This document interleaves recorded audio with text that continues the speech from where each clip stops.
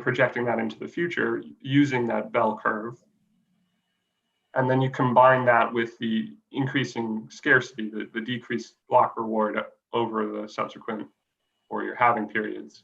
What kind of, I called it in the thread, I called it a adoption adjusted scarcity, but really it's an approximator of your felt scarcity or experienced scarcity, like how rare will a 1 Bitcoin feel in future block reward eras, assuming that we follow a bell curve of adoption.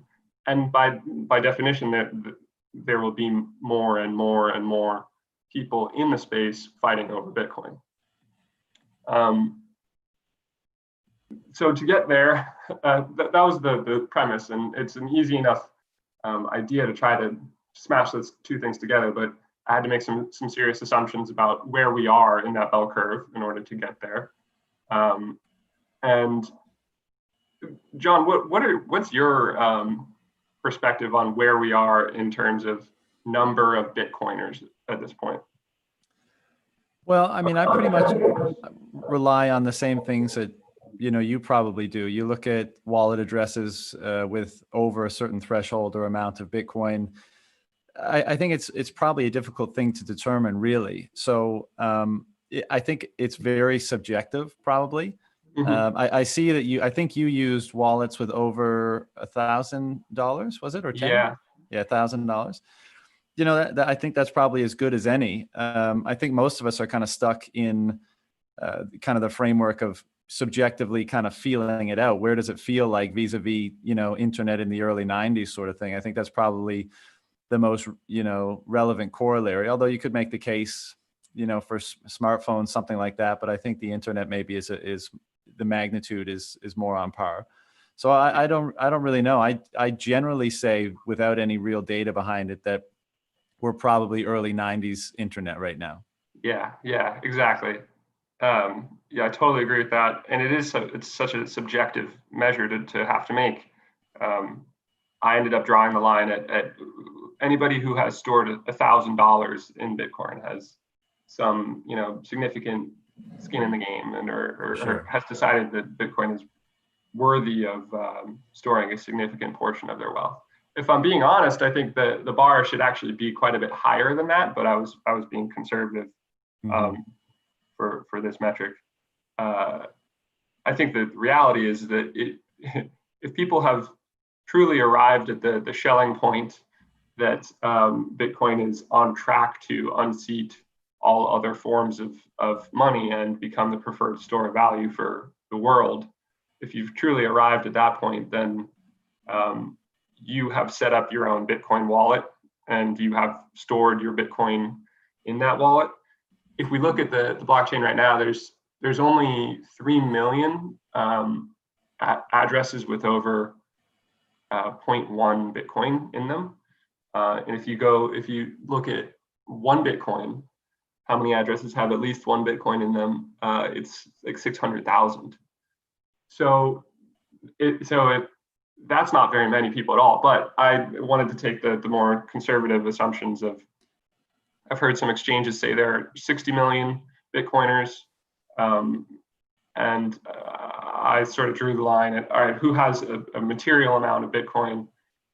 Somewhere between 3 million and 60 million, and I went with 10 million. But where does that put us in the bell curve of classic adoption curve? That would put us 0.5% of the way to what I deemed our total addressable market in terms of the number of people in the world who actually have wealth to store at all.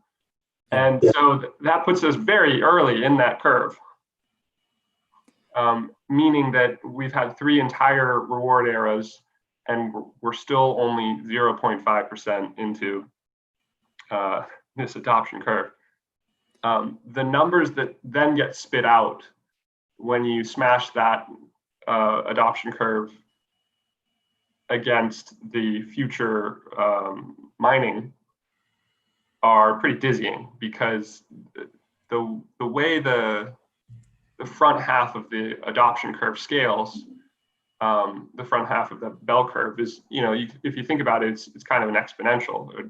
It rapidly goes up in the front half. Mm-hmm. So we have an exponential increase in the expected number of people coming on board over the coming years until we reach our until we've onboarded the majority. And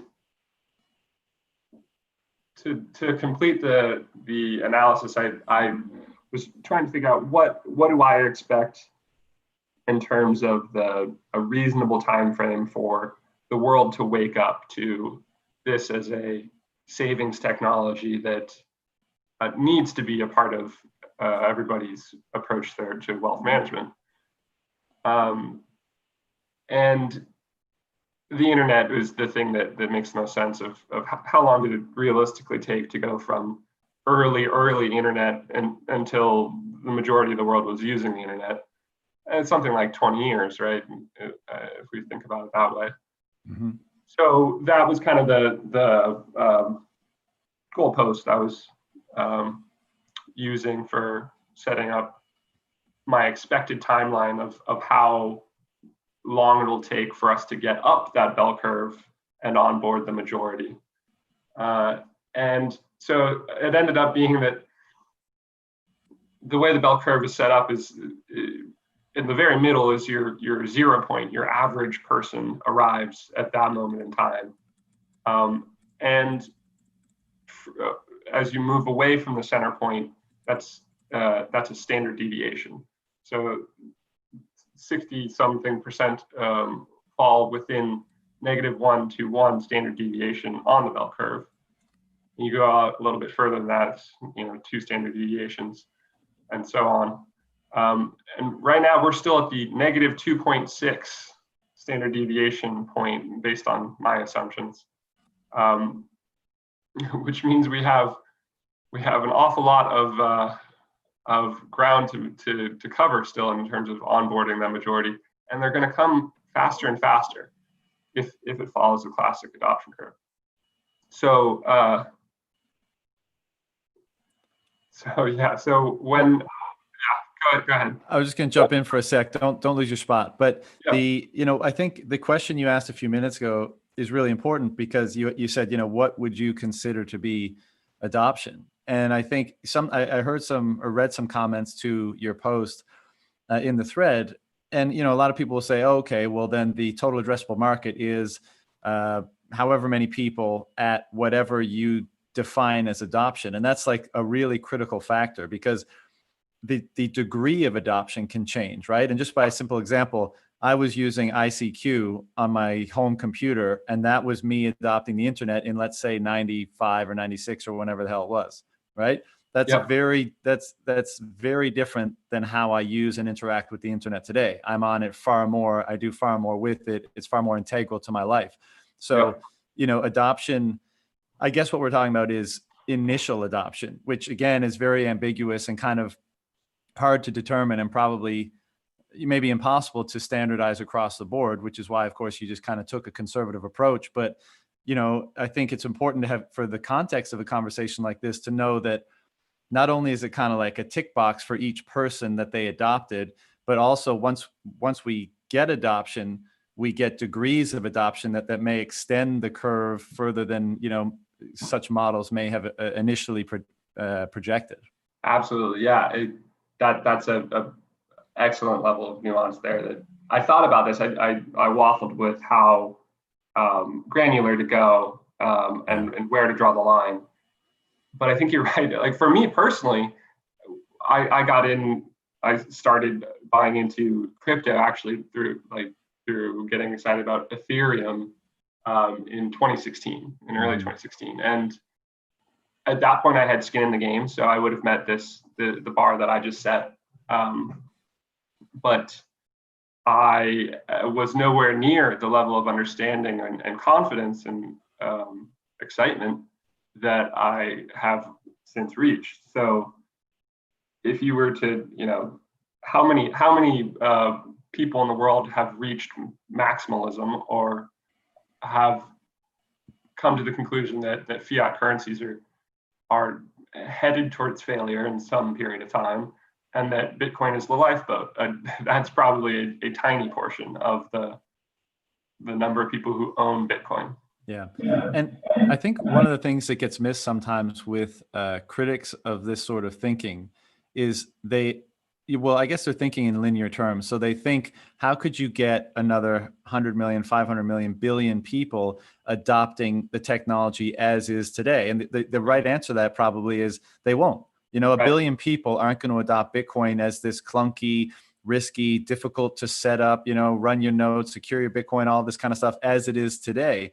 But the internet that, let's say, people in emerging markets over the last 5 to 10 years engaged with at the outset is very different than the internet that you or I probably engaged with at the outset of our adoption of the internet. You know, so as the technology changes, the kind of insertion point of the adoption and what it even seems like the consumer is adopting is going to be dramatically different. I think that what you just said there is perfect. Like at some point they won't be adopting Bitcoin, they'll be adopting digital money. It won't even be Bitcoin, it'll just be part of the fabric of society. It might be how they receive their paycheck, you know, like it will be abstracted away from what it is today. But right now we're fighting dial up and digging through 1995 like user interfaces. Exactly. Yeah. Yeah, keep going from where you were, if you remember your spot. Yeah, so well, I guess I'll start from the end now that I've gotten close to it. The result of mashing those data sets together that admittedly involved quite a bit of assumptions, triangulating to try to figure out, like, you know, where roughly are we and how big is this total number of adopters going to be. The rough outcome of that was that it showed that over the past 3 reward eras, the felt scarcity, the adoption adjusted scarcity, has 10x'd every single reward era, and that trend is expected to go into the future for the next 4 reward eras as you move down the bell curve. So, like, what does that mean? Why does that add to the story of what's going on with Bitcoin adoption? Is, you know, I think about, like, how crazy it is that early miners were accumulating tens of thousands of Bitcoin such that they decided I need to distribute some into the ecosystem, and I'm going to go buy a pizza. That's the level of scarcity that existed that early on, which is to say that Bitcoin was abundant. It had no scarcity effectively, but that's because there were so few people who were in that market.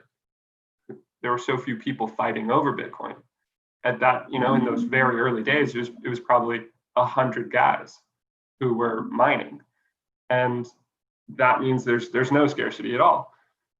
But if we project, and if right now we have 10 million people in the world who are potential customers for the newly mined Bitcoin, people who might be interested in buying newly mined Bitcoin, that means there's some amount of scarcity. But if we project down the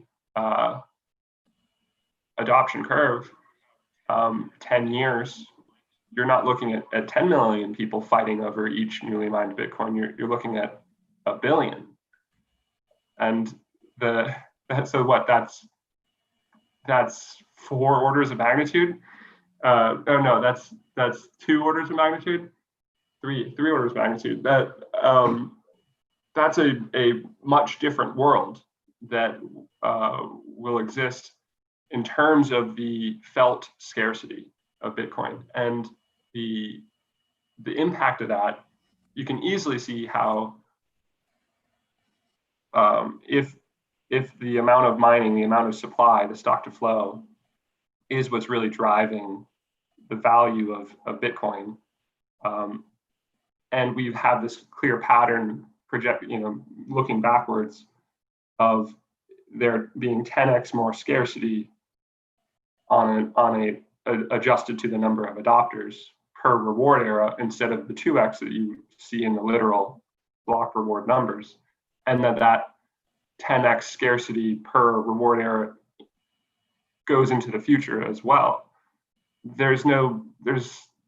That lines up with the crazy projections of the stock to flow model into the future. That is 100,000 reasonable for this reward era? Sure. Is 1 million for the next one? That's where people start to balk, right? But if we are following this bell curve, we should expect an exponentially greater number of adopters over the next 4 or 6 years than the linear rate we're currently on, if you were to project that into the future. Right. So that it lines up with the stock to flow model and provides it's not a direct support for that thesis, but it's an indirect sense test that checks out.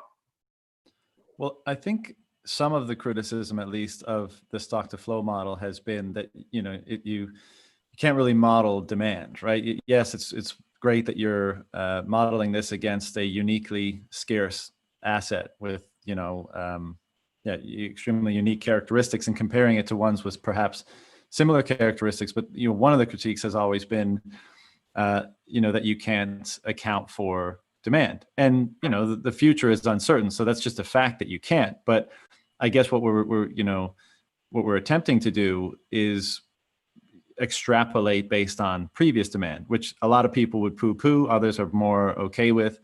But I find that your model is cool because it's kind of showing how demand unfolds with new technologies. Mm-hmm. And I think there's value in that. Some people would say, you just can't do that. You can't anticipate or predict demand. But in the practical sense in the world, people do that all the time to make economic calculation for businesses, whatever. And I think it's the adoption curve is great for doing that. And one of the things I think I'd like to get your take on this, actually, because I think a lot of the kind of VC legacy system financial people, this one might be kind of sneaking in on in the back door sort of thing, because there's so many other competitors. Like, for example, when the telephone came online, mm-hmm. as far as I know, there wasn't many competitors that looked exactly. I mean, there was the telephone system, and the telegraph, was the new technology, and it wasn't that. And it was clear that there wasn't 1,000 other competitors, for example. Mm-hmm. And with Bitcoin, if it just existed in a vacuum, I think more people would say, "Holy shit! Wow, look at this new technology. We should get on board. We should build around it. We should be looking at it in terms of adoption, like previous technologies in the past." But because there's so many others that are perhaps muddying the waters, it's not as clear that it's a unique technological innovation and infrastructure, because Mm-hmm. there's so many others that seem to be attempting to do the same thing or a different thing, or it in a better way or something like that. So, do you think that will have the effect of, because as you pointed out in the piece, typically adoption cycles in technology have been becoming shorter, right? So the adoption is more rapid in the modern era. Do you think some of these variables around Bitcoin will cause it to be, and then, another one while we're on this point is, it's probably attempting to unseat more powerfully entrenched incumbents than previous technologies. Not to say that the phone companies weren't big and powerful incumbents, or the newspapers, et cetera, but there's probably no more powerful incumbent than central banks and governments, right? Yeah. That's the kind of final boss of everything. And so will those dynamics, you think, influence the timeline of adoption, or are we just kind of at the mercy of how these things unfold, and it doesn't really matter the factors that stand in its way? Yeah, I think that those two forces are in opposition, and I'm not really sure which will be more powerful in the end. That in the information age, technologies are adopted faster. So the S curve, the adoption curve for something like a smartphone has been lightning fast. It's been we went from like 10% adoption to majority adoption in a matter of like 5 years, which is crazy fast. Whereas the radio took several decades to achieve that. So there's that things move faster now. But as you said, that this is not a simple technological innovation. This is no gadget that you go buy. This is something far deeper and more entrenched. It really is it's the base layer of civilization that Bitcoin represents a challenge to, and a Darwinian threat to, because it is a better base layer than what civilization is currently built upon, meaning fiat currencies or even gold.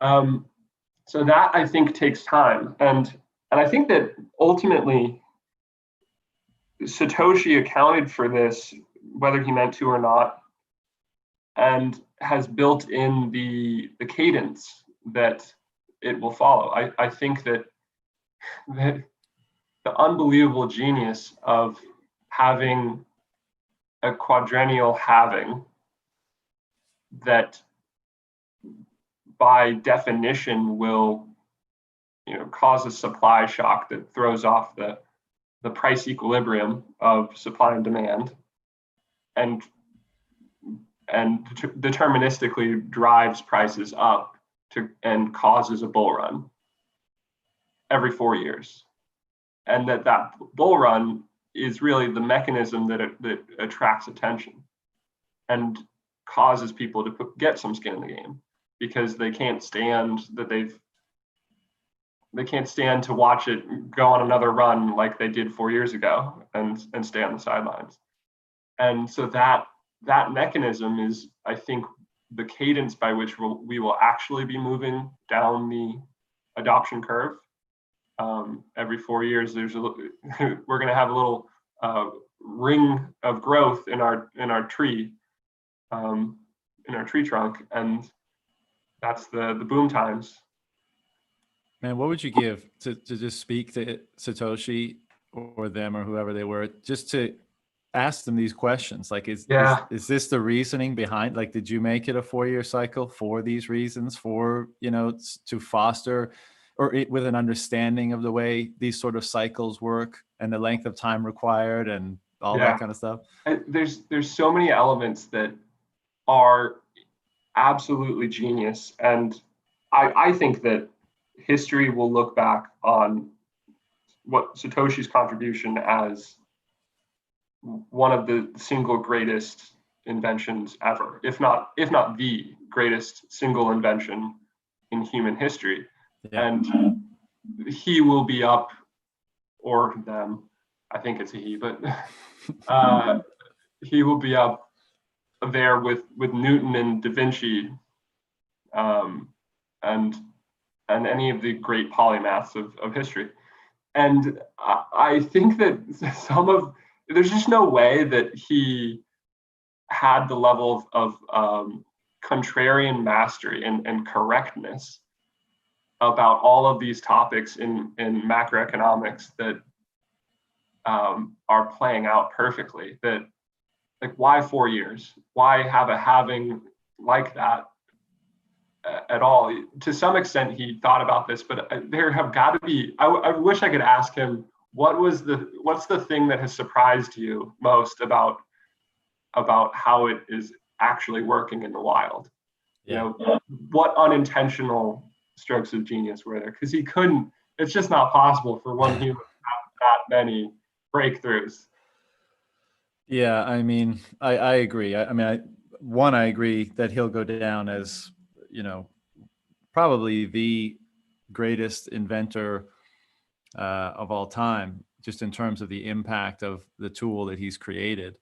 And yeah, the foresight and the insight and it's kind of stunning. And it'd be really interesting to, if in some kind of alternate dimension, like if it had been a 2-year halving Yeah, cycle, it had been a right. 10-year halving cycle, like how would these things Yeah, affect how this gets out in the wild and how it proliferates?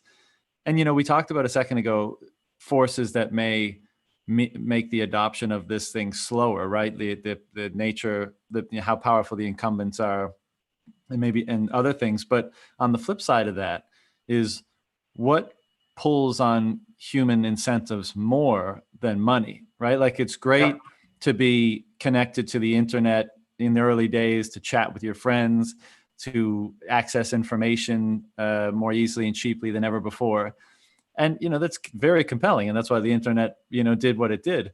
But nothing hits people the way it does that it hits them in their pocketbooks, right? So and this has been talked about a lot in the space, but it's very easy to imagine that gradually, then suddenly is an understatement. It just ticks along until everyone goes shit, yep.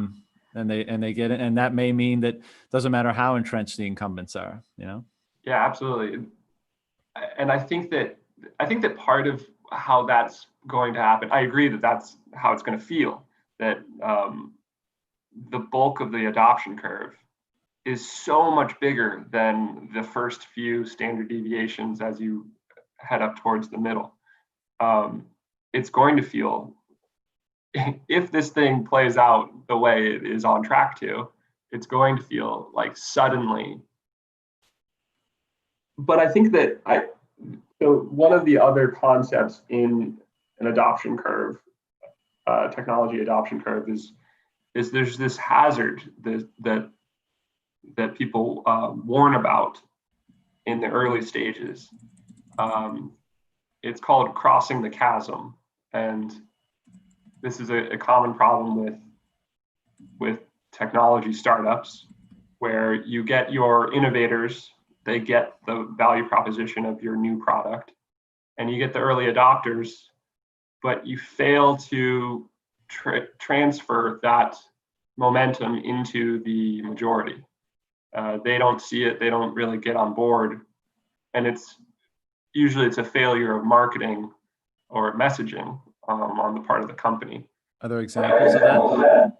Off the top of my head, I can't remember any prime examples, but there's a classic old business book called Crossing the Chasm that I read a decade ago that identifies this as one of the major things that you need to be aware of in order to transition how you're messaging away from the early adopters and towards in order to evolve how you communicate and entice people towards your product, because the things that resonate with the majority are different. And that's one of my fears with Bitcoin is, how do we, do we have the current messaging in place that will resonate with Joe Schmo, let alone so I come from the liberal establishment, highly educated, lived in urban California community, and it was a hard process for me to arrive at Bitcoin, because I had to swallow some difficult pills, a series of difficult pills, in order to accept that everything I had learned in university was wrong about economics. And that's kind of the messaging that we have in place with Bitcoin today. And I don't know how things need to evolve, or if they need to evolve, in order to avoid the chasm. Well, let's hang out there for a sec, because I've said this a bunch, but once you're in, right, once you're, for lack of a better term, a Bitcoiner, it's like you and all the other Bitcoiners looking out at the world and like waiting, or Hmm. seeing what's happening. And sometimes maybe we fail to recognize that we were one of those people out in the world that those Bitcoiners that came before us were waiting for at some point too. Yep. And so they were wondering what's going to get these new people in, like what's the messaging going to be that hooks them. And then here we came in. And so I'd be interested in knowing, you just described your background and kind of your perspective. What were those big pills that you had to swallow? What were those hooks that ultimately, allowed you to see things differently or had that light bulb moment? Yeah, totally. I think I have a message to provide, and that is the journey of a shit coiner. How do you go from being interested in the technology and the hype around that, to accepting that all of the bells and whistles technology is really just distraction, from the true innovation, which is monetary policy. That was a journey for me. So yeah, I started out being interested in Ethereum, and then moved on to other. I was deeply researching altcoin projects, and I was approaching this as a technology investor. Um, I had spent quite a bit of time in Silicon Valley, so that was steeped in me, and I already had the insight. It made perfect sense that digital money was the future. It was that digital assets were going to be a big part of if you project forward 30, 50 years in the future, of course there's digital assets. And that was my starting point. And I was missing large chunks of understanding that would eventually get filled in on the journey. The big thing that was missing for me was, one of the big areas that I was missing was an understanding of monetary policy. I went to a top business school, and Keynes is sort of referenced and revered as the guy who discovered the truth. And then that's the extent of it, right? That there's no more conversation beyond that about what are the alternatives, or let alone like, could Keynes be wrong about some things? And so then you build your understanding of business on this foundation, and without ever really questioning or deciding which foundation to build it upon. So being confronted with that possibility was, and then having to swallow the difficult pill of, oh wow, my years and years of business training was all built on the wrong understanding of money. That was probably the biggest pill to have to swallow. And of course, Saif is right about everything he writes about in the Bible, but he definitely dunks on my people. The Keynesian liberal establishment is not it's not an easy read for someone like me, and I don't think that many people coming from my world will be able to finish that book. Really? You don't think they could get through it? So I have I've now coaxed a few people into reading it. One person balked at the middle section where Saif makes the connection between Bach and the gold standard, and trashy pop today and fiat money. and the broader connection of great art comes from, sound money, and the low time preference, or the high time preference, liberal mainstream today is doing it wrong, which is probably true, but very difficult to hear. Right.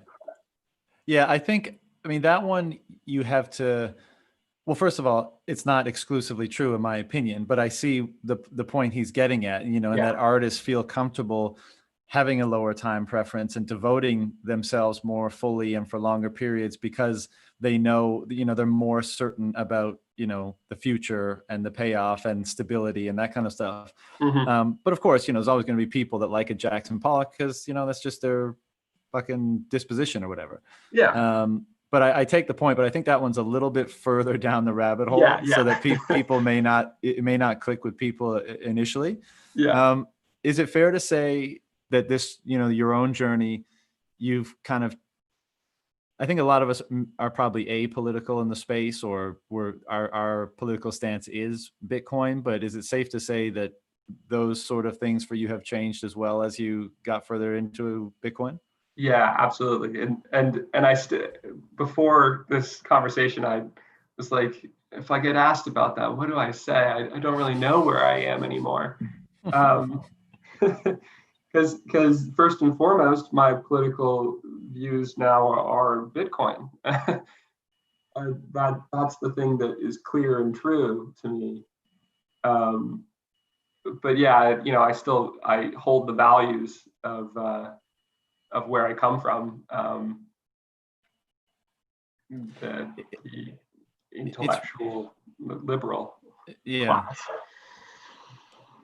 But it's really cracking open, quite a Pandora's box is the wrong word, but a real juicy sort of intellectual discussion, because I have it kind of ad infinitum here on this on my podcast, but the fact that people are engaging with, a fundamental organizing economic mechanism of a different nature that's changing on such fundamental levels, or inspiring in them such fundamental change in so many different areas of their lives. Yep. It's really hard to nail down why that would be the case. Yes, you can throw around things like low time preference, and you have a more optimistic view of the future. The future looks more certain and stable. Things look more fair, and some of these things, built into Bitcoin, I would say, is like a value or an ethic of fairness because of its permissionlessness, its censorship resistance, and those sorts of things, and the kind of it allows for a more even playing field between all participants. And so perhaps for something like that, it's the protocol itself and the kind of the attributes of it emitting out a certain ethic. But I think in other ways, it's a far more complex relationship. And, to your point where you say, I'm not really political, but I'm a Bitcoiner. I mean, obviously I totally agree, but it's, or I'm very similar, but it's amazing how, and this is where the Bitcoin fixes this meme comes from, but it's almost like a new lens, right? It's like it's like glasses you put on. And if you look, and I know this will sound crazy to the people who are not maybe similar to us, but it bestows a certain degree of clarity on so many things if you somehow look at it through that lens.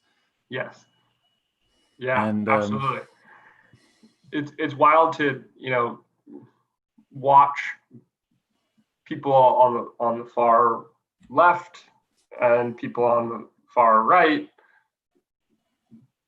screaming and doing all these antics now in our current climate, pulling down statues and all sorts of dramatic acts of desperation because something is wrong.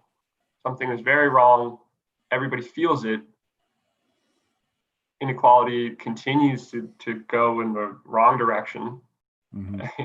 And nobody is aware of what I see so clearly now and what you see so clearly, that the root cause of this is money printing and the lack of fairness in the foundational layer of our civilization. Yeah. What do you think, you mentioned that you kind of come from the West Coast, liberal-minded, intellectual, educated sort of background. It's interesting to me because I try to think, I get why some people, don't see it. We'll wind back the clock to kind of, you were saying the messaging, what's the messaging like and what are people kind of latching onto? And I don't dislike these guys, but you've got people like Eric Weinstein and his brother, Brett, right? Mm-hmm. Mm-hmm. And I listen to these guys talk, and in general, I think they could say, like, I feel like they're a little too intellectual. Like you could get the point across without so many goddamn, fancy words and stuff like that. But nevertheless, I think they're well intentioned. And but I'm starting to think that it's almost too simple of a solution for some. So for some, it's people are just not interested. They're not curious enough about how the world works or how finance or money or economics or anything works. So to them, it's almost too complex. It's nestled within a bunch of other stuff that they're just not interested in. For others, perhaps the Silicon Valley VC people, the Weinsteins, as I was just mentioning, I feel like it's almost too simple. Like they're trying to drum up all these hyper intellectual, multidisciplinary approaches and conjured up solutions to problems. And I think we would all agree that as well thought out as they are, they're still doomed to fail if they don't have as an underlying foundation or linchpin fixing the core problem, which I think most of us would agree would be the co-option and unfair distribution and control over the creation of money. And I feel like it's almost too simple for guys like that to really get it. And I imagine, or you tell me if that's kind of a lot of the people that you are used to mixing it up with, is that kind of where they're coming from? Yes. I actually had a conversation last week with a business school friend of mine who thinks a lot like those guys do. I think that the root reflex of the intellectual liberal class is, if there's a problem, let's design a solution. Let's figure out how to set up a better system by tinkering with variables and optimizing. And so that reflex towards problem solving is counter to what I think is the right approach now of, well, maybe the system is already overly complicated and overly tinkered with. Maybe we need to go in the other direction of a simpler, more straightforward, more clear-cut system of money here. And it's just not in the reflex of those people to think that way. It's, if you've spent your whole career thinking about how to improve upon a system by adding complexity to it, you're not set up to question whether or not we should just shift to a much simpler system. Yeah, that's a great point. And I think more broadly, and perhaps as a result of that kind of way of thinking, we're so kind of tuned or have a bias toward intervention, in modern culture, it seems. Doesn't matter if it's with raising your kids or managing the economy or, forming educational curriculum or whatever. It just seems like we don't have faith that, natural systems can work. Yeah. And that's a slippery slope. Even I recognize that as I'm saying that, because some things require a high degree of both complexity and intervention. But perhaps we've just maybe, applied it to too many domains.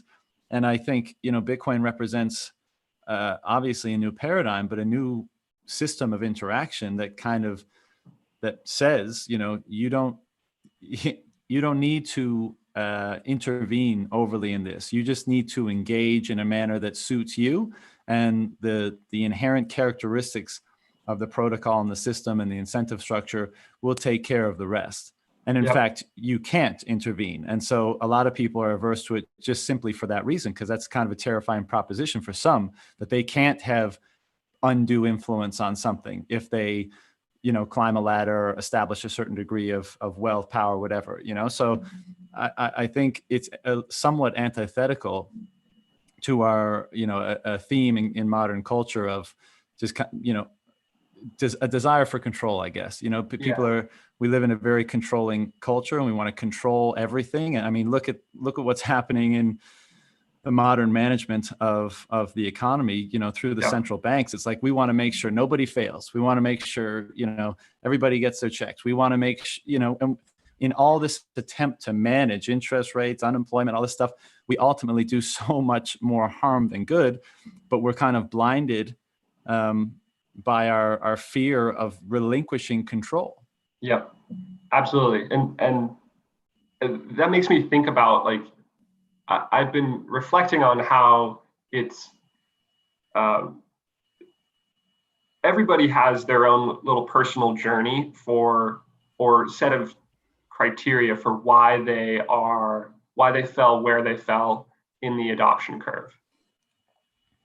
And for so many of the early adopters, all of us, libertarianism, or at least an openness to that style of thinking of, like, do less, have a more level playing field, and fairness will come out of that.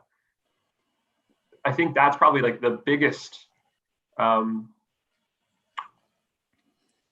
factor that exists out there for why somebody might have figured this thing out already. And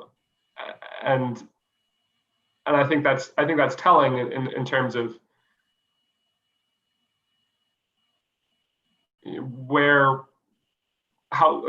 gonna be onboarded when in this adoption curve, and it's gonna be people who want to have control or exert control, usually from best intentions, usually because they want to improve the world or make things better by tinkering.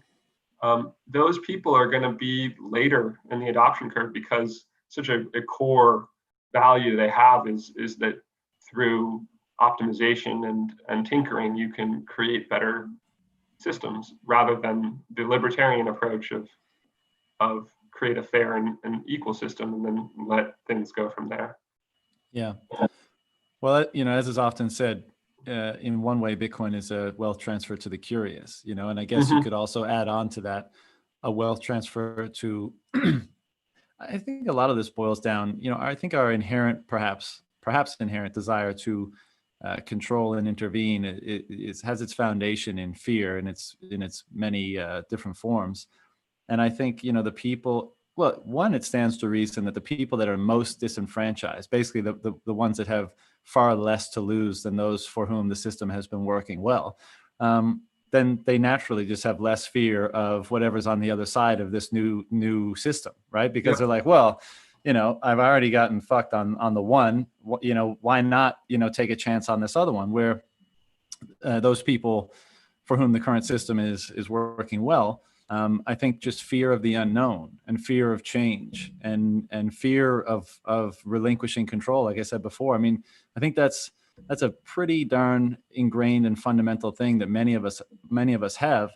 And as you say, certain philosophies that people may have been interested in or kind of lean towards over the years, such as libertarianism, may, that probably stems from, for whatever reason, they are more comfortable with, not needing to have such a high level of control over whatever, aspect or area of their life. And so I think, Bitcoin is a wealth transfer to people that are curious, to people that perhaps have nothing to lose or less to lose, to people that are less fearful, are more willing to relinquish control. All of these interesting things that creates a dynamic between who adopt, back to your original thread, who adopts something, the reasons for the people that fall on the different parts of the adoption curve. what are your reasons for where you fell, John? Like American Hoddle has this.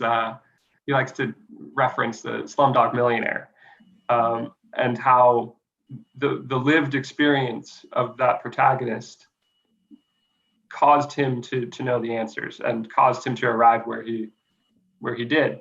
And when I think back on my life, my experiences, there are distinct pieces that, despite my like liberal establishment disposition, which probably should have made me be later in the adoption curve, these experiences pulled me forward, made me more open to Bitcoin.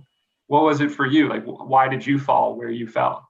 Yeah, man, just as a side note, it would be really interesting, and maybe this is kind of an impossible task because it's so subjective and difficult to discern, but it would be really great to have an adoption curve and try to tease out kind of the either life experiences or like personality dispositions or other attributes that like kind of concentrated in different parts of the adoption cycle. That would be really cool to see.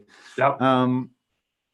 I've never really, to be honest, as strange as this may sound, I've never really thought about it with regards to me. My answer to myself, and anytime I've been asked, is for whatever reason, I was just kind of like a on fire with curiosity kid from the hop. And I guess the thing, so, that was all I was, when I was 5-6 years old, like I just was interested in a lot of stuff that a lot of kids didn't seem to be interested in. I had, wanted to understand what the fuck was going on in pretty much as many domains as I could. And then one day a kid I used to play with on the streets, she came by, we were playing basketball or something, and she was my age, but she had skipped a grade. And I was like, how the fuck do you do that? Like, I hate school. I don't want to, like, how do I get out of here more quickly? And she just said, oh, I just read a lot. And I was like, what do you mean you read a lot? Like, how does that work? She was like, I just read a lot and school got easier. And I was like, oh, okay. Now I never ended up skipping any grades, but I went home that day and read, started reading from my dad's bookshelf, which had a lot of interesting books on, psychology and business and economics and stuff like that. But based in that story, there's like an openness to changing your own reality by taking in inputs from the outside. Yeah, 100%. And beyond that, like I've said this a couple times on the podcast, but growing up, I'd be kind of the we'd be all sitting around. Let's say we're in high school, we're all just sitting around having a few drinks and smoking weed and kind of getting up to no good. I would be the one that would pull out like a $5 bill from my pocket when we're all high as shit and be like, why does this have value? Well, this is a piece of paper. Like, why can I exchange this for, candy or a beer or something? And so, that's pretty much the best answer I can muster. And then when I came across it, like everyone, I was very interested from the get, but I was so at the time, so kind of hopeless about the state of the world. I had done what I considered to be enough digging to determine that things were in kind of, pretty bad shape. And I guess I was grappling with that. And when I had come across Bitcoin, I thought, well, this represents a potential solution. And I wasn't seeing it from an investment perspective. I was seeing it from, I guess, more of a political perspective, and I was hopeful for it. And then over time, as I learned more, the conviction just hardened over time, and here we are today. But I'll have to give it more thought. But I haven't nailed down, either life events or distinct personality traits beyond curiosity that have kind of led me to it. Have you ever done like the MBTI or ocean tests or anything like that? Now, what's that? So MBTI, Myers-Briggs Type Indicator. Okay, it's a personality test for the business world that is statistically invalid, but provides very like interesting phrasings or terminology for describing how you are and how you work. So like when I took it, I maxed out two of the dimensions, which were big picture thinking and procrastination, basically. Sounds a lot like me, man. Yeah, and those, I think, are foundational to why I furiously wanted to find out more about Bitcoin. And I talked to my friends who are, still working in consulting, and their heads down. They're focused on their job. They're better. They're better employees than I was because of it. And I can't get them to pay attention to Bitcoin because they just don't have that personality type, I guess. Yeah. Yeah, I mean, I think that's the case for a lot of people, and that's another thing. We often think, so many people just don't get it, but like life is busy for a lot of people. If you've got kids, if you've got a stressful career, if you've got all sorts of stuff, I mean, the time you have just to kind of explore intellectual pursuits is relatively limited. And, when you get time, maybe you want to spend time with your kids, you want to go on a vacation or something like that. So, and again, it's all really interesting how all these dynamics play out on the adoption curve, because at some point, on that curve, that person will prioritize learning about it over the vacation. But for most people right now, that's not the case, And that's where those quadrennial FOMO moments come in. That's that nudge that everybody seems to need to really dig into it more. Yeah, I noticed in your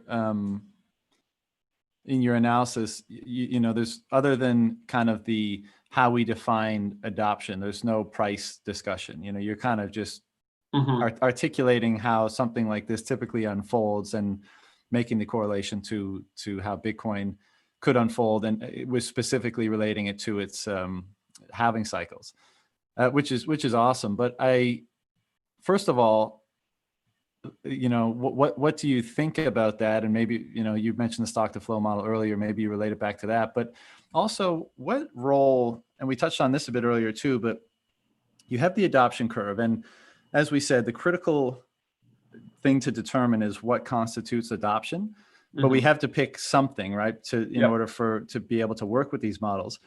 But as we know, once, it's almost like first you adopt something, and then there's like an absorption cycle, right? So you're in, and then the degree to which you integrate that technology expands in your life in terms of how much or to what degree you use it, invest in it, et cetera.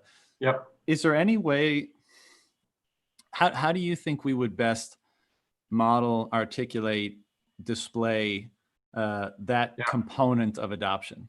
Well, I like this a lot. So let's dig into it here. So we could think about simple awareness of Bitcoin on the adoption curve. So if we think about the world, probably most people have heard about Bitcoin or just heard about it. So we're probably somewhere in the, at the top of the adoption curve there. So in terms of simple awareness, like have heard of it. And so we're the furthest along with that first baby step towards adopting and integrating it into your life.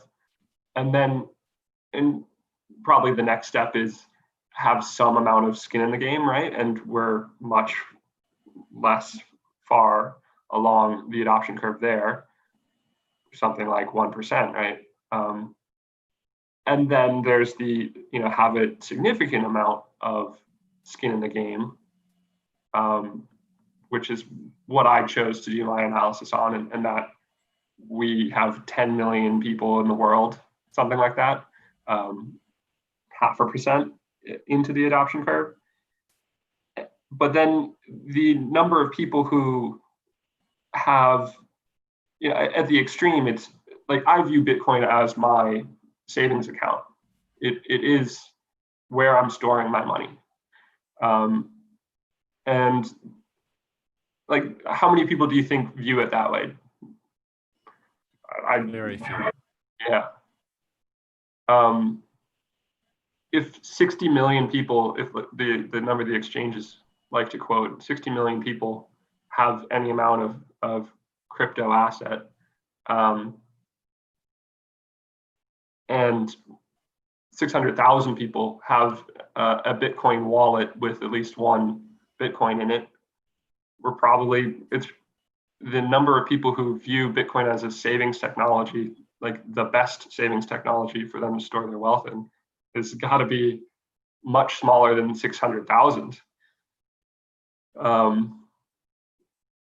There could only be 100,000 of us or 10,000 of us, but is that the Schelling point? Is that the inevitable conclusion of digging deep enough into the rabbit hole?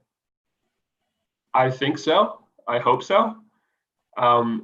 If that's true, we are something like, 4 or 5 standard deviations out still in terms of the ultimate adoption of Bitcoin as the primary money of your life.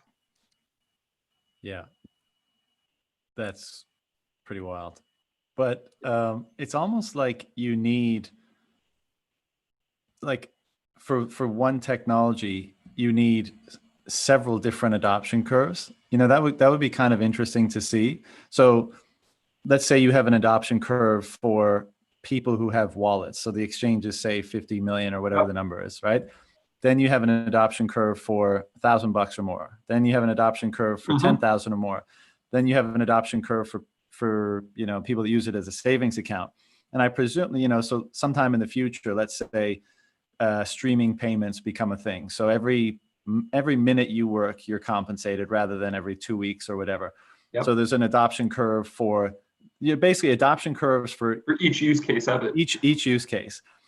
And then if you could take some kind of a weighted average between, all of them and construct something, that would be interesting too. But, maybe that's kind of outside the realm of usable data. But, it would be interesting to know, because as you were saying, like, so few of us probably treat it as our primary savings account. Like that's very, very early days. And so that, as you pointed out on the thread, for the criteria that you specified, we're here on the curve. Yep, right.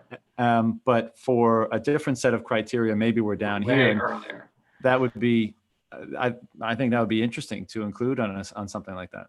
Yeah, maybe I'll spin that up.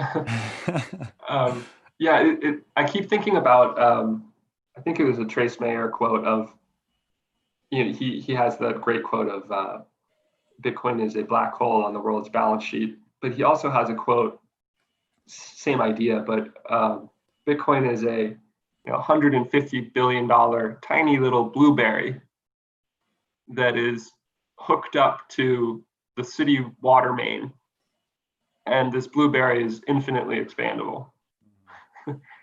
And when I think about how early we are in terms of people viewing Bitcoin as like the best place to save their money, and the use cases that we are further along in the adoption curve on are all smaller dollar use cases. They have $100 of skin in the game, or maybe have $1,000, but still primarily viewing it as a speculative bet. Those are small dollar use cases. And as you move towards the Bitcoin is the preferred savings platform for, or preferred savings method for my life, that's where that water main really turns on, right? Because that moves from small dollar use cases with a reasonably large amount of people towards much higher dollar use case with, and eventually the entire world flowing their value from the water main into that tiny little blueberry. Basically, the short of it is that if Bitcoin runs the gauntlet that it's running and achieves that end state, we are dizzyingly early. Right. And do you make, or do you make price predictions? After assessing data of various kinds, both your own and others, do you see price horizons, or do you leave that alone? I do. I guess part of how I ended up really getting to the level of the rabbit hole that you need to get to become a maximalist was by trying to disprove the stock to flow model. So when that came out early last year, I was like, this is preposterous. There's no way. And then digging into the mechanics that underlie that model and trying to figure out why that couldn't possibly work led me to, learning about stock to flow generally and monetary policy more broadly, and then finally reading the Bitcoin Standard after not wanting to because it was something that was coming from this abrasive character on Twitter that didn't agree with my political views, some superficial wrong reason like that. But anyway, so the stock to flow model, I believe, is right. I think at some point it breaks down, but I think that as long as there are significant changes in the annual inflation rate in each subsequent halving, which there will be for the next 12 years at least, I don't know, maybe 20 years, that reduction of available supply makes the asset a much better store of value and will attract a lot more dollars to be stored in this superior store of value than it was a year earlier. And that the shock to the supply demand price equilibrium spurs that bull run every time that the halving arrives. So basically, I don't know where the right future price equilibriums are. There's that full range of anywhere from 50,000, 55,000 in the first stock to flow model to the 288,000 cross asset model, which I don't think Plan B made that because of the structural limitations of the data, causing co-integration to be technically invalid based on the statistical modeling tools that statistical testing tools that are available today. But I don't think that limitation necessarily means that there isn't co-integration. It seems quite clear that the price does move with the stock to flow over time. So basically, I think that we are going to keep overshooting the right price equilibrium based on the stock to flow model, and then falling back under that correct price equilibrium, and then spending the next 4 years homing in on the right level before the next halving happens and the supply shock happens all over again. Yeah. Let me ask you this, because I know, it's a very contentious issue, but the stock to flow model is basically attempting to value Bitcoin and attempting to, I guess, extrapolate or predict demand based on the changes in its scarcity. And the assumption there is that Bitcoin's scarcity is, I guess, the primary value prop that people see in it. So when it becomes more scarce, that value prop is magnified in people and their demand for it is exacerbated effectively.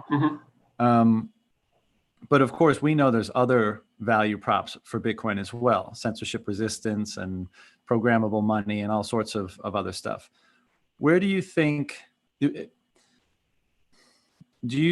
it's wise, useful to model an asset like that based and make the assumption that its value prop is one specific thing rather than several things. I mean, that's a great point. I mean, of course, you're right that the Bitcoin does so much more than just serve as like a store of value.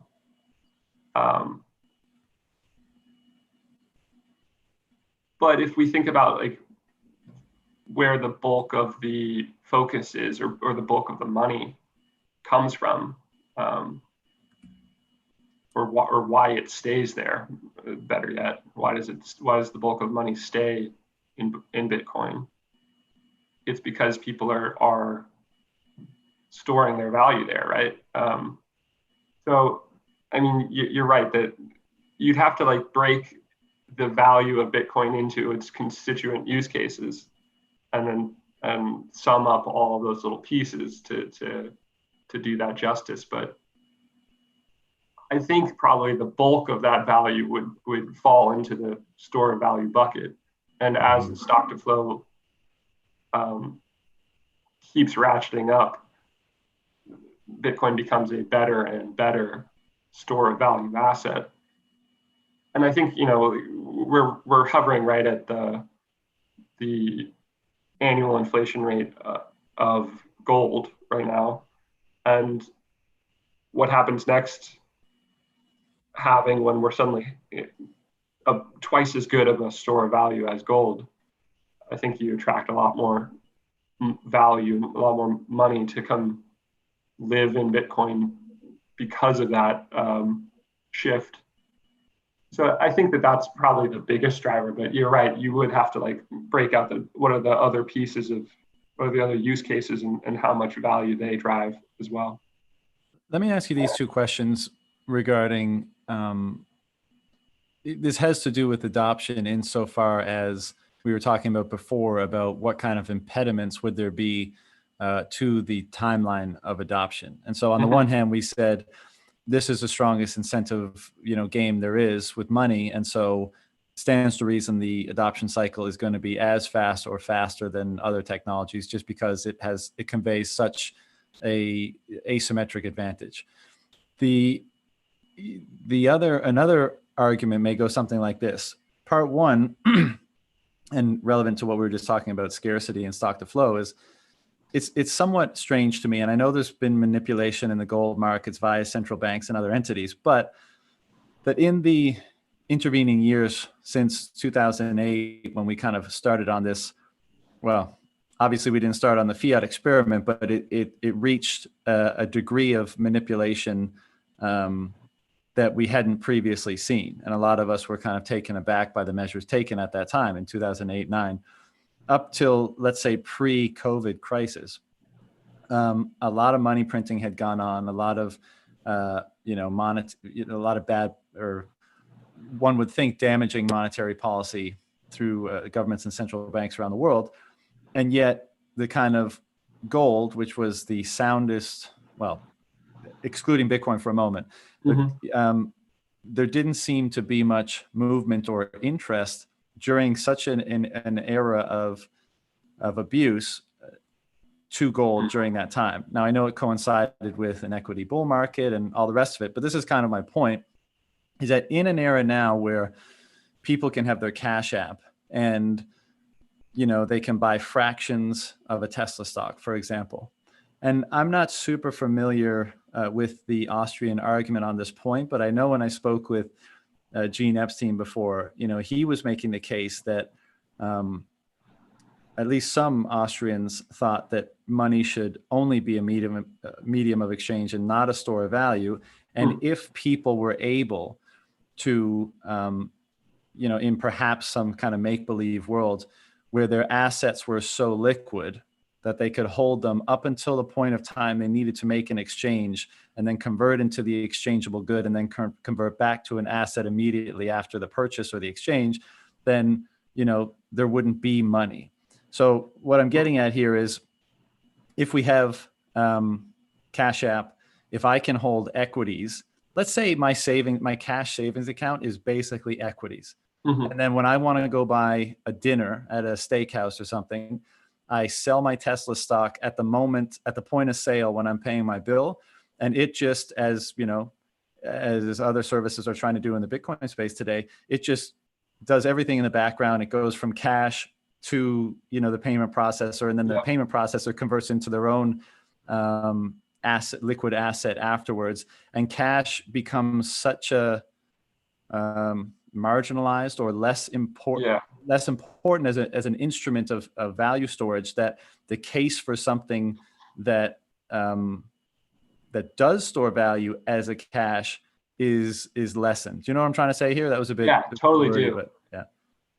And the things that jump out to me are, in the scenario you described, there's friction every step there, and yeah, like at scale, could that friction be, you know, approach zero? Yeah, in theory, but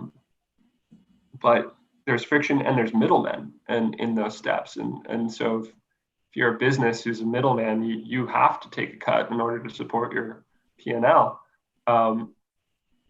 And that's so much of the beauty of Bitcoin in the first place, right? Is disintermediating money, and how we exchange it.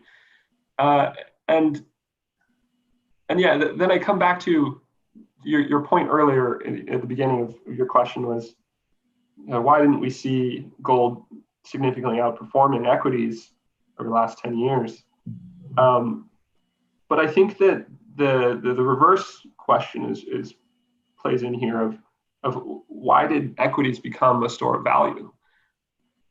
And I think the answer is that, well, the signal that was sent to the market, to the world, was that the Federal Reserve is going to, you know, bail people out, that risk should be taken, that leverage should be added, because everything's too big to fail now.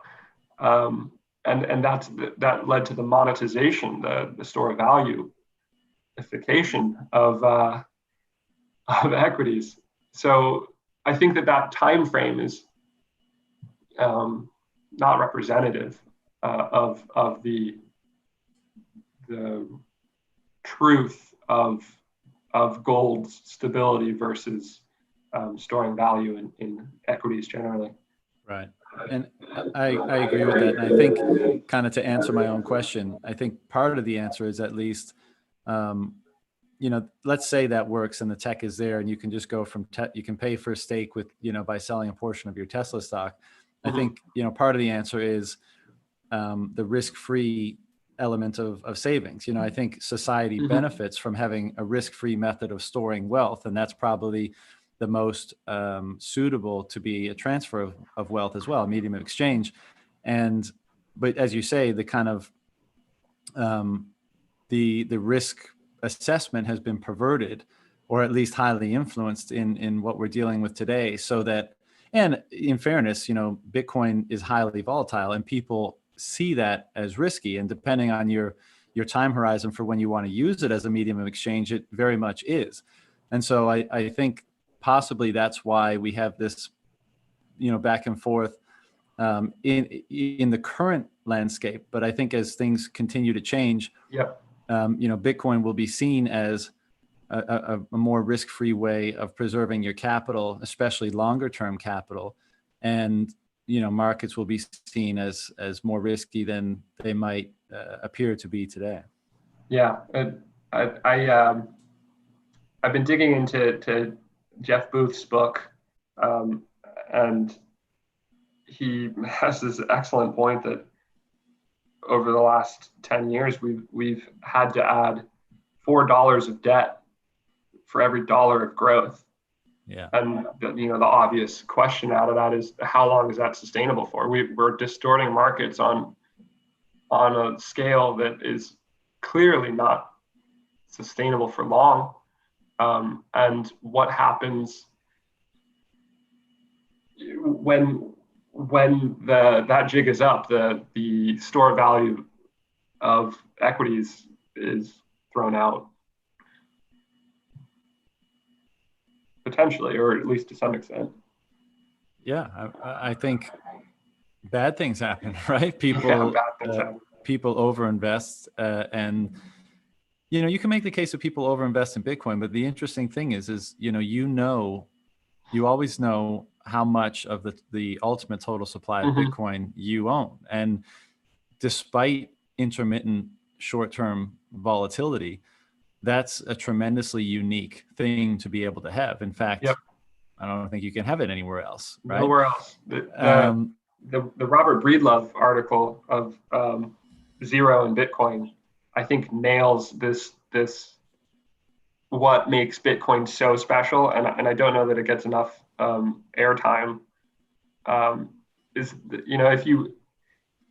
if you accept that in the physical world it's not possible to achieve absolute scarcity because you can always make more of whatever good, whether that's gold, finding more gold, or even if you were to say we're going to use Picassos as our absolutely scarce money, well, there are other artists too that sort of add to that supply.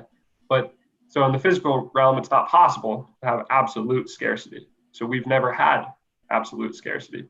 And then in the digital realm, you have 20, 30 years of history of never having scarcity. Copy paste was always possible. And then in this flash of a moment, there is a system that exists digitally that invents absolute scarcity for the first time in human history. And then, of course, there are plenty of other systems that follow that copy paste that whole system and are effectively creating an infinite number of copycats, and therefore they don't have any scarcity built into them.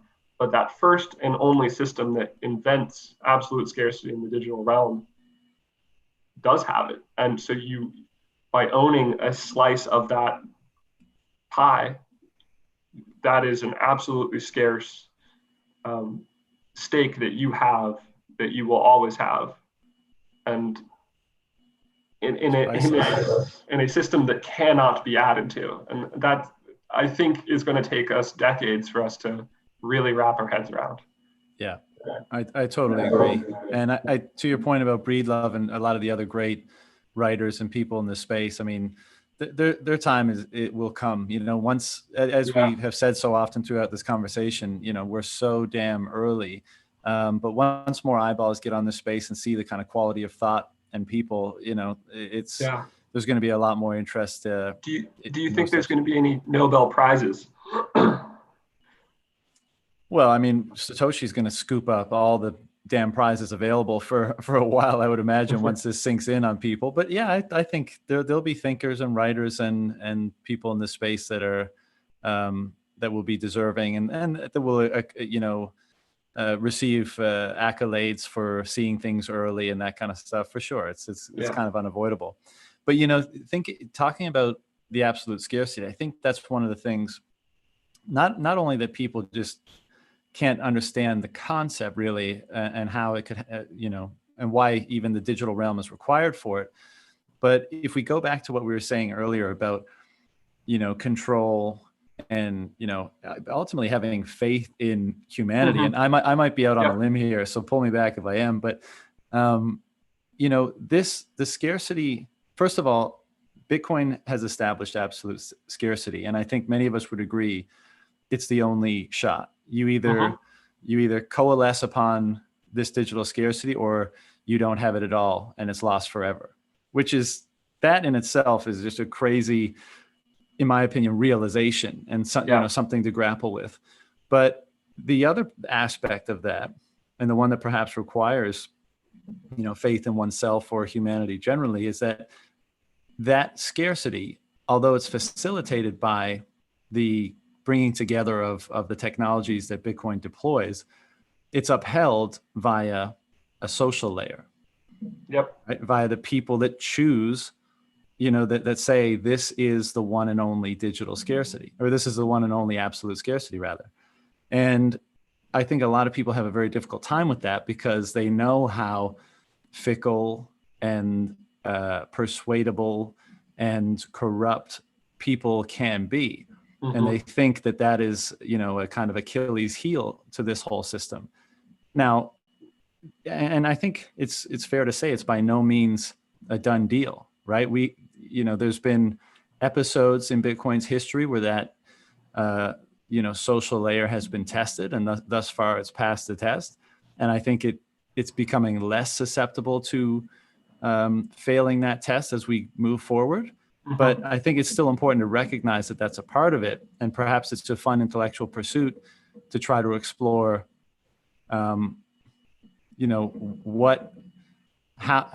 what our role is in it, and what kind of realizations or understandings about ourselves as both individuals and collectives allow for it to emerge and be maintained. Yeah. That makes Yeah, sense? it totally makes sense. I think a lot about how, you're probably the same way. I'm constantly trying to figure out, like, what am I missing that makes this not work? Mm-hmm. Where is it going to fall off the tightrope that it's walking, and catastrophe. And there's always that thought of, like, well, what if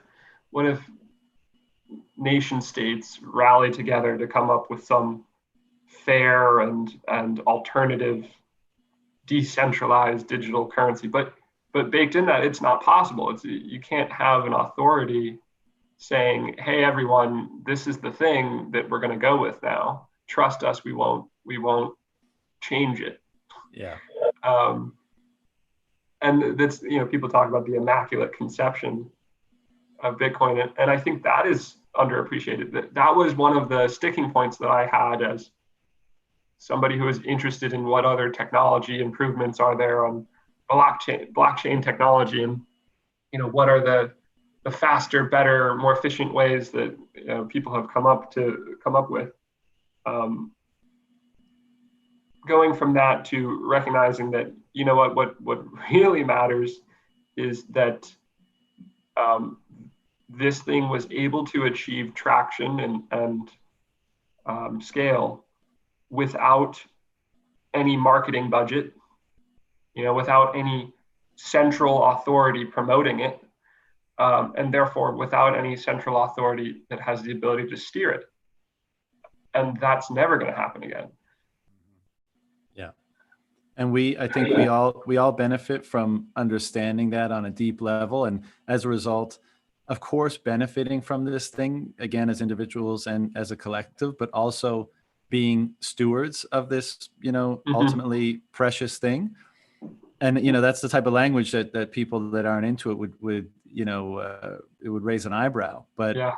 all the things that you just mentioned and that we've been discussing and a lot more just point to how, not only unique, but how unlikely all of this was.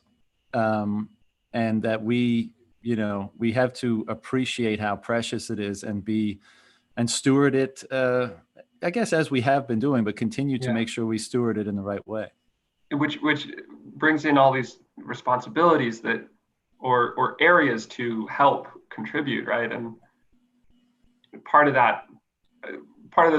something I'm thinking about now is what are the changes in messaging that are necessary to attract the more mainstream people that inevitably need to come on board. And you could argue they will inevitably come on board because they have to, and nothing needs to be changed. But it's also possible that without the right messaging, we fall into the chasm, and we don't successfully resonate with the mainstream. So, like, what are the ways that we can, as stewards, help onboard people more effectively? And it extends to, like, for a long time, I was very interested in trying to figure out who was Satoshi, right? And I spent a lot of time digging around there in like 2016, 2017.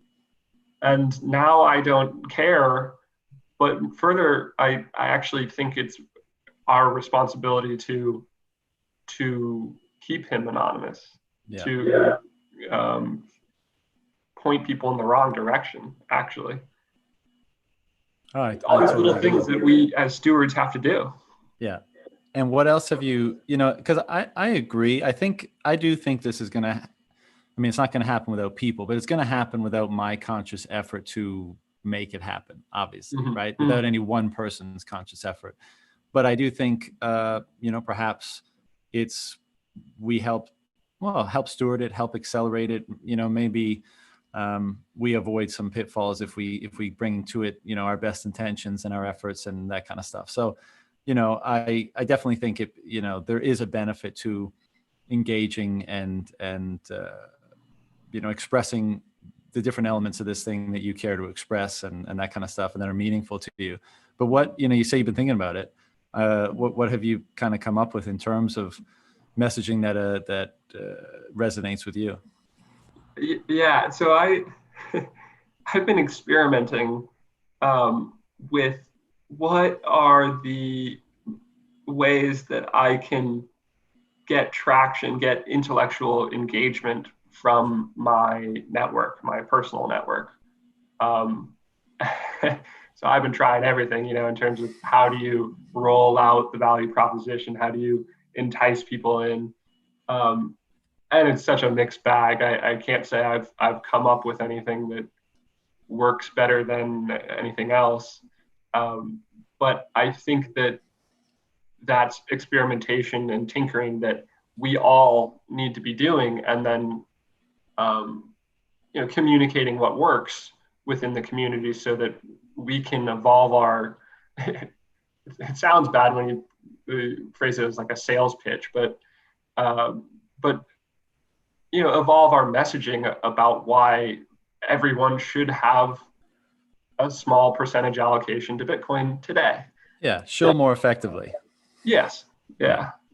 And the efforts of like Stack Sats were brilliant. That's fantastic. And it's an auto DCA.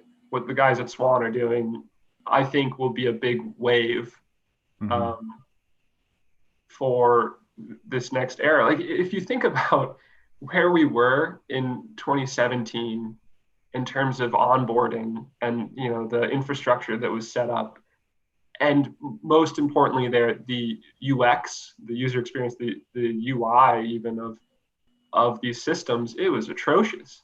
Yeah. And then now you have in your pocket Square Cash, um, the Cash app set up. I think it has more users than Venmo. And now Venmo and PayPal are going to be following because Jack Dorsey has created this competitive advantage that they can't resist. They can't turn away from. Game theory, baby.